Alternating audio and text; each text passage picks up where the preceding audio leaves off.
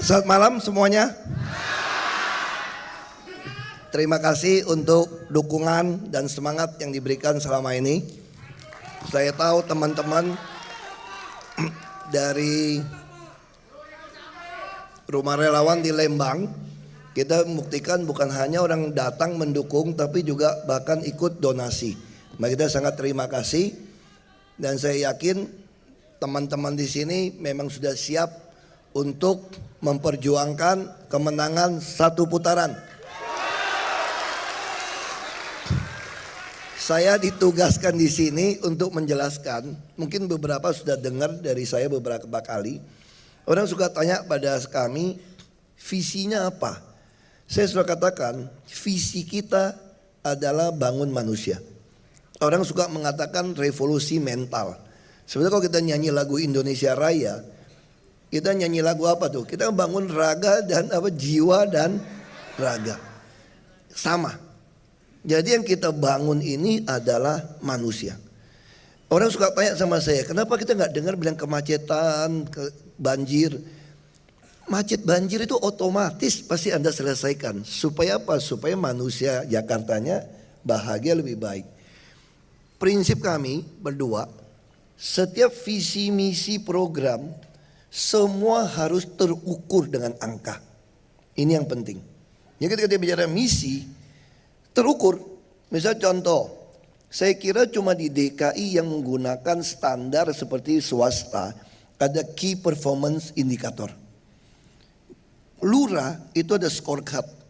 Jadi ada angka.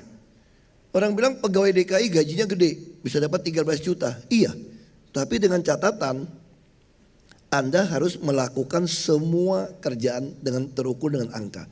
Kalau nggak lakukan nggak bisa dapat uang itu. Coba-coba main bisa nggak? Bisa, nanti ketangkap juga karena sistem. Karena sistem. Nah kalau ketangkap ya udah kita berhentikan, pasti langsung kita berhentikan. Nah jadi visi apa? Terukur. Di dunia kita juga gunakan semua ukuran itu sama dengan standar internasional. Kenapa?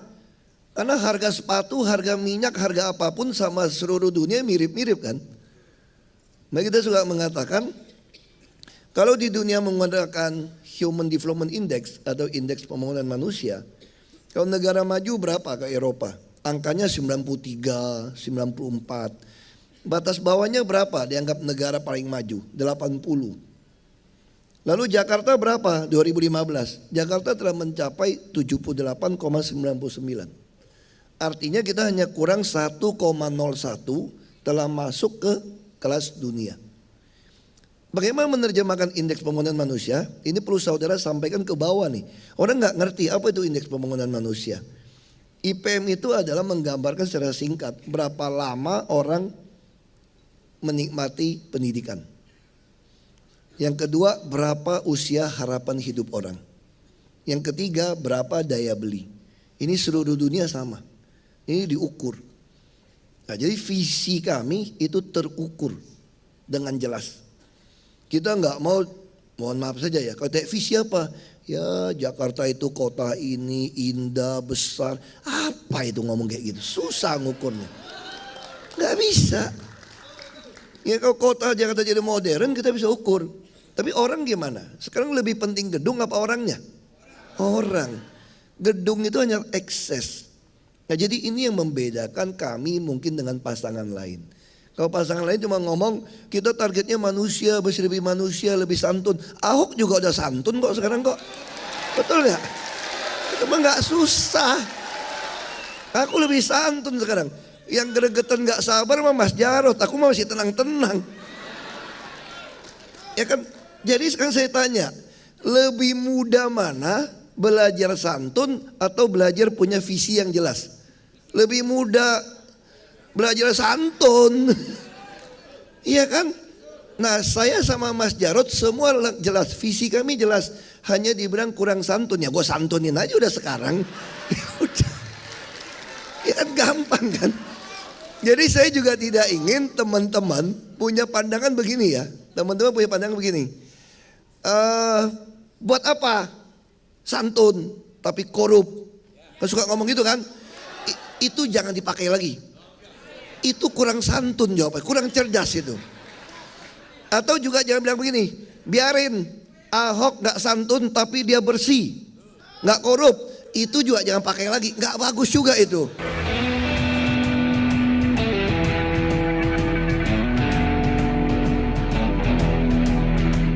Jadi pejabat harus mau melayani. Kalau enggak mau melayani, enggak boleh jadi pejabat. Ini jelas. Dan itu baru teruji kalau Anda pernah jadi pejabat. Gimana Mas Jarod 10 tahun jadi wali kota, kelakuannya kayak apa? Saya jadi bupati, kelakuannya kayak apa? Wakil gubernur, kelakuan kayak apa? Gubernur, kelakuan kayak apa? Itu jelas. Kalau yang baru-baru belum pernah jadi pejabat, karakternya belum teruji, saya bilang. Ini teori Presiden ke-16 Amerika, Abraham Lincoln. Dia bilang begini, kalau mau nguji karakter sejati dari seseorang, kasih dia kekuasaan. Kalau Anda belum punya kekuasaan, saya nggak bisa menilai Anda. Nah itulah yang perlu saudara sampaikan ke orang Jakarta. Supaya beliau-beliau Jakarta ini jadi sadar gitu loh. Siapa Ahok, siapa Jarod. Jadi kita ada visi, ada misi. Kita tentu ada program. Orang bertanya kepada saya, apa programnya? Saya bilang ada 5 program utama. Misal saya tes ya. Mungkin saya sama-sama pegawai. Kita ini sama-sama pegawai. Ditanya dari bos, mau gaji 5 juta apa gaji 3,4? Semua juga bilang minta gaji 5 juta ya enggak? Itu jawaban pertama. Tapi ada kasus kedua. Gaji 5 juta, biaya hidupnya 5,1 juta. Atau pilih 3,4 juta, biaya hidupnya cuma 2,5. Pilih yang mana? 3,4. Jadi teori ekonomi mengatakan keunggulan komparatif sebuah negara, sebuah bangsa, salah satu adalah upah yang murah. Selain keterampilan kerja. Tapi kalau upah murah, biaya hidupnya melebihi upah murah tadi, itu namanya apa? Perbudakan. Minta naik gaji, lalu perusahaan bilang, oke, 5 juta, kurangin setengah pegawai. Langsung kita bilang, Pak, daripada dipecat Pak, saya ikhlas deh gajinya 3,5 nggak apa-apa, 4 juta nggak apa-apa. Itu yang terjadi di kita. Makanya kita Jakarta, kami sangat yakin yang bisa membuat biaya hidup jadi 2,5 juta itu adalah pemerintah.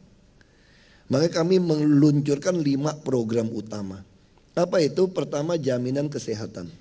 Jadi saat ini Bapak Ibu siapapun kalau sakit mau masuk lewat puskesmas dan diopname di kelas 3, kami tanggung.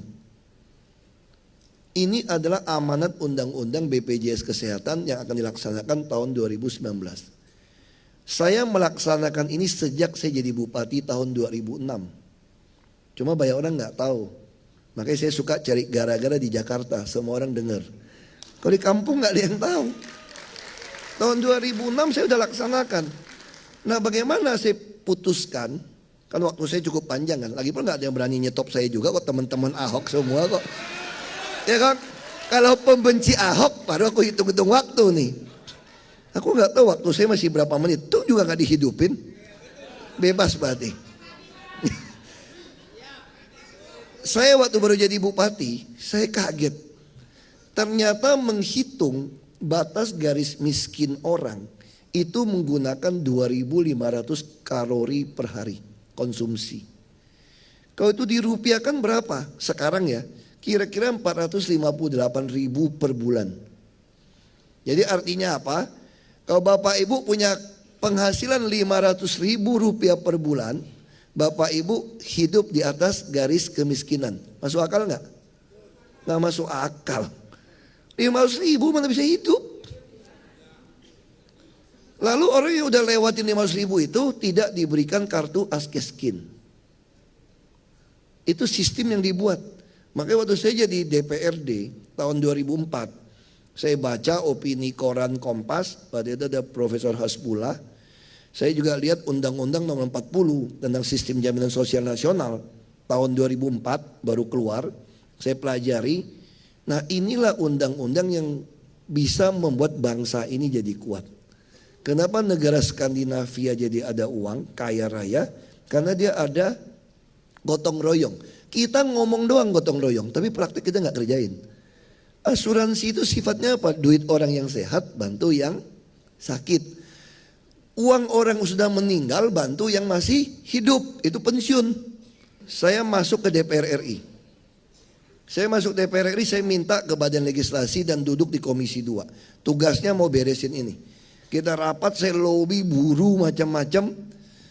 Sama Rike Pitaloka segala macam itu. Akhirnya 2011 kalau nggak salah. Keluar. Orang kita nih, bangsa ini mobilitasnya tinggi. Kalau kita tidak mau seluruh Indonesia, bagaimana orang Jakarta yang lagi kerja di Papua atau orang Papua yang sedang sekolah di Jogja kalau tidak punya BPJS secara nasional? Sekarang belum sempurna 2019. Nah, makanya saya bilang nggak bisa. Terus saya lakukan tahun 2006 Februari saya mulai jalankan. Nah, dengan cara apa? Menilai orang miskin kaya. Saya membuat peraturan, saya tidak peduli Anda miskin atau kaya, asal mau masuk lewat puskesmas dan di opname di kelas 3, Anda layak dapat. Itu yang kita jalankan sekarang di DKI. Karena orang kaya, kelas menengah, mau nggak masuk kelas 3? Kenapa? Karena satu kamar tidur, satu kamar mandi doang, tapi isinya 10 ranjang. Lalu kita turun jadi 8. Sekarang Jakarta bangun rumah sakit baru, kelas 3 berapa ranjang? 4. Yang baru sudah 4. Sekarang sudah 6 Pak Samigo. Kita bangun lagi ke depan yang sumber waras. Itu kita akan bangun 2026 ranjang. Itu satu kamar kelas 3 hanya 4. Bahkan kita juga membangun apartemen 500 unit di situ. Untuk apa?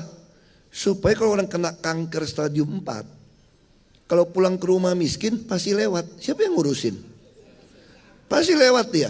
Lebih baik masukin ke apartemen kayak orang kaya, ya nggak? Ada kolam renang, bioskop, ruang musik.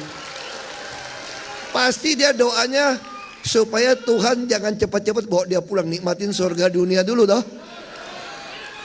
Ada yang iri sama saya, Bapak nggak fair.